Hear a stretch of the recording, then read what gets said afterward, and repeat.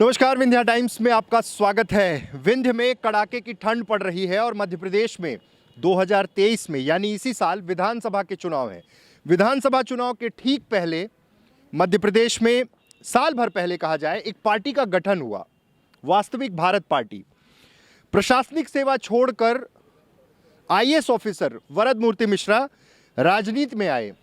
आज रीवा दौरे पर थे, रीवा के अलग अलग ग्रामीण क्षेत्रों में, शहर में तमाम बैठकें की। हमारे साथ हम सीधे आपको उनसे रूबरू कराते हैं। सबसे पहले तो नई पार्टी की बहुत बहुत बधाई। और क्या विजन लेकर मध्य प्रदेश की जमीन पर 230 विधानसभा सीटों वाला मध्य प्रदेश, विंध्य प्रदेश कभी अस्तित्व में रहा, अब मध्य प्रदेश का हिस्सा है, तमाम चीज़ें हैं। क्या सोचकर, ये क्या विजन था इसके पीछे? देखिए, जहाँ तक राजनीतिक दल बनाने की बात है तो इसके पीछे तो सीधा विज़न ये था कि मैंने ये महसूस किया कि शासकीय सेवा में रहकर आप बहुत ज़्यादा बंधे रहते हैं और छोटे मोटे काम आप कर सकते हैं। कहीं बगीचे में वृक्षारोपण करना है, कहीं कोई आँखों का शिविर लगना है, तो छोटे मोटे काम आप कर सकते हैं। लेकिन जो प्रदेश की वर्तमान में मूलभूत समस्याएँ हैं, जैसे बेरोजगारी है, अगर कलेक्टर के पास बेरोजगारों का एक दल आए कि साहब हमें रोज़गार चाहिए, तो कलेक्टर या प्रशासन जो है वो उनकी तकलीफ़ दूर नहीं कर सकता। इसलिए ज़रूरी है कि यदि ढांचागत आपको बदलाव करना है, यदि नीतिगत कोई नई चीज़ आपको रखनी है या लोगों की जो परेशानियां हैं उनको दूर करना है, तो इस वक्त राजनीति ही एकमात्र माध्यम है और कोई तरीका नहीं। प्रशासनिक सेवा में एक लंबा अनुभव, तमाम जिलों में रह लिए, पूरी व्यवस्था देख ली।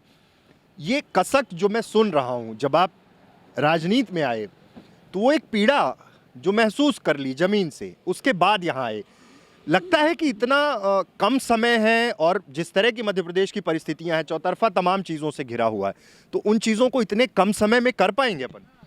बिल्कुल कर पाएंगे। उसका रीज़न है सबसे बड़ा कि एक तो राजनीति का जो पहला दौर था, आज से 10-20 साल पहले का जो दौर था, उस दौर में लोगों को हर शहर जाना पड़ता था। समाचार पत्र एकमात्र माध्यम थे चीज़ों के फैलाने का, व्हाट्सएप जैसा कोई साधन नहीं था।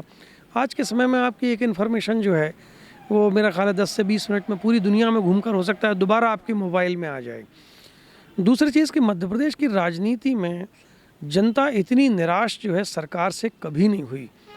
पिछले 25-30 वर्षों से, जब से मैं समझता हूँ कि मुझे समझ आई है, तब से मुझे ऐसा लगता है कि जनता इतनी निराश कभी नहीं थी। आज मध्य प्रदेश की जनता दोनों दलों से बहुत निराश है और इसलिए हमारे जैसा कोई नया आदमी भी यदि मैदान में है तो मुझे लगता है जनता का उसकी ओर ध्यान जरूर जाएगा। सर, एक चीज़ मैंने देखी है कि मध्य प्रदेश पर में बेस्ड राजनीतिक दल, देखिए बीजेपी की चीज़ें दिल्ली, कांग्रेस की चीज़ें यहाँ, ठीक है, यहाँ पर एक नेतृत्व रहता है। इस दल के गठन के साथ क्या यह अवधारणा जुड़ी कि मध्य प्रदेश के फैसले मध्य प्रदेश में, शायद ये भी सोचा होगा? ये सबसे प्रमुख कारण है जिस आधार पर मैं लोगों से अगले 1 साल तक वोट मांगने की या मेरे प्रत्याशियों को जिताने की अपील करूंगा।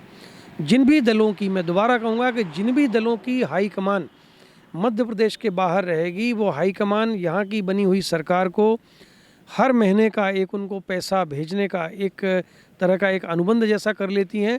और जो चीफ मिनिस्टर बनता है यहाँ, ये दोनों पार्टियों के साथ है कि वो चीफ मिनिस्टर जनता की बात पर कम ध्यान दे पाता है, उसका पूरा ध्यान उन हाईकमान की पूर्ति में लगा रहता है। इसलिए ज़रूरी है कि जैसे आप दक्षिण के राज्यों में आप देखें, वहाँ पर उनकी हाईकमान दिल्ली में नहीं बैठती, और आप देखें कि वहाँ पर बेहतर काम हो रहा है।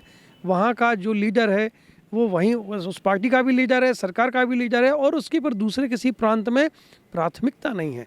ये मध्य प्रदेश में भी इस बार होना चाहिए, ऐसा मेरा आपके माध्यम से पूरे विंध्य की जनता, पूरे मध्य प्रदेश की जनता से ये अपील भी है।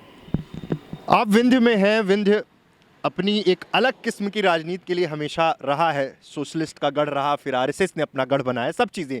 चूँकि प्रशासनिक सेवा में भी आप विंध्य में रहे हैं, उस समय की परिस्थितियां और आज की परिस्थितियों में पॉलिटिकल एंगल क्या देखते हैं?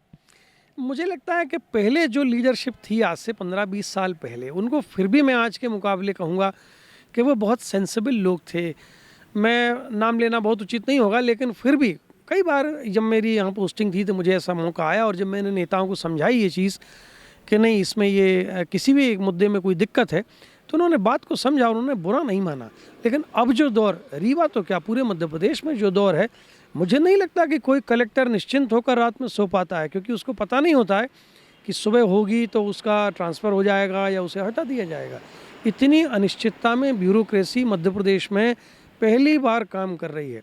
यदि अधिकारी इतने डरेंगे, कलेक्टर एसपी रैंक के, आईजी आईजी रैंक के लोग अगर इतना डरेंगे, तो आप सोचो तो कि लोग, जो अधिकारी जनता की सेवा के लिए नियुक्त हैं, लेकिन उनका पूरा ध्यान अपने पॉलिटिकल बॉसेस को खुश करने में जा रहा है। तो जनता किसी के फोकस में अब नहीं रह गई है, ना ब्यूरोक्रेसी के ना नेताओं के। एक आखिरी सवाल की ओर बढ़ रहा हूं, मध्य प्रदेश की आवाम कैसे विश्वास कर ले? देखिए, विकल्प की बात नहीं हो रही है। मध्य प्रदेश में बीजेपी और कांग्रेस रहे, आम आदमी पार्टी बीच में आई, अब सबके सामने है, बसपा सपा सब कुछ हो चुका है।